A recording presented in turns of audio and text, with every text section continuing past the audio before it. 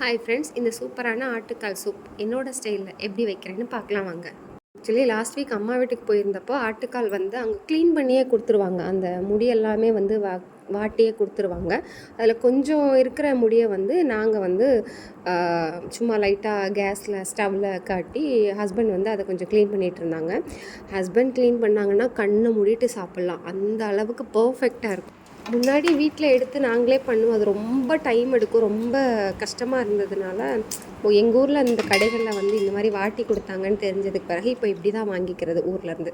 இது எல்லாத்தையும் க்ளீன் பண்ணி நல்லா கழுவி வச்சுருக்கு. அதை வந்து ஒரு குக்கரில் கொஞ்சம் தண்ணி சேர்த்துட்டு இந்த ஆட்டுக்காலை அப்படியே கொட்டிடுறேன். க்ளீன் பண்ணி வச்சுருந்ததை அப்படியே கொட்டியாச்சு. அது கூடவே ஒரு 20லேருந்து 30 சின்ன வெங்காயம் உரித்து அதை அப்படியே சேர்த்துக்கிறேன் கழுவி.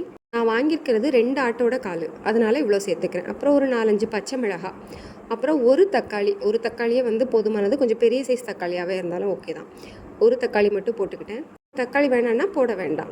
அப்புறம் 1 டேபிள் ஸ்பூன் அளவுக்கு மிளகு, அப்புறம் 1 டேபிள் ஸ்பூன் அளவுக்கு சீரகம், இந்த ரெண்டையும் சேர்த்து கல்லில் வச்சு நல்லா வந்து தட்டி எடுத்துக்கிறேன். தட்டி எடுக்கும்போது இன்னும் கொஞ்சம் நல்லா ஃப்ரெஷ்ஷாகவே இருக்கும். இந்த அளவுக்கு தட்டினாலே போதும். அதை தட்டி அதையும் கூட சேர்த்துக்கிறேன். தண்ணி அளவு வந்து அந்த கால் வந்து ஓரளவு முங்குற அளவுக்கு வைங்க. நான் சின்ன குக்கரில் வச்சோன்னா பொங்கி வெளியில் அதிகமாக வருன்றதுனால நல்லா பெரிய குக்கர்லேயே வச்சுருக்கேன். அது கூட 1 டேபிள் ஸ்பூன் அளவுக்கு இஞ்சி பூண்டு சேர்த்துருக்கேன். அப்புறம் 1 டேபிள் ஸ்பூன் அளவுக்கு வெந்தயம், அப்புறம் 1 டீஸ்பூன் அளவுக்கு மஞ்சத்தூள் சேர்த்துக்கலாம். அவ்வளோதான். இப்போ குக்கரை மூடி ஒரு 6லேருந்து 7 விசில் வச்சுக்கிறேன். இப்போ இதுக்கு தாளிப்பு கொடுக்கலாம். எண்ணெய் ஊற்றிட்டு ஹோல் கரம் மசாலா, பட்டை, கிராம்பு, ஏலக்காய், அப்புறம் பே லீஃபு, கல்பாசி எல்லாம் சேர்த்துக்கிறேன். அது கூடவே ஒரு பெரிய வெங்காயத்தை வந்து கட் பண்ணி சின்னதாக சேர்த்துக்கிறேன். சேர்த்து நல்லா வதக்கி விட்டுக்கலாம். வெங்காயம் நல்லா வதங்கினதுக்கு பிறகு வேறு எதுவுமே சேர்க்க வேண்டாம். அப்படியே நம்ம வேக வச்சுருக்கிற சூப்பை இது கூடவே ஆட் பண்ணிக்கலாம். வேறு எந்த மசாலாவும் சேர்க்க தேவையில்லை. காரத்துக்கு பச்சை மிளகாயும் மிளகும் இருக்குது, அதுவே நல்ல காரமாக இருக்கும்.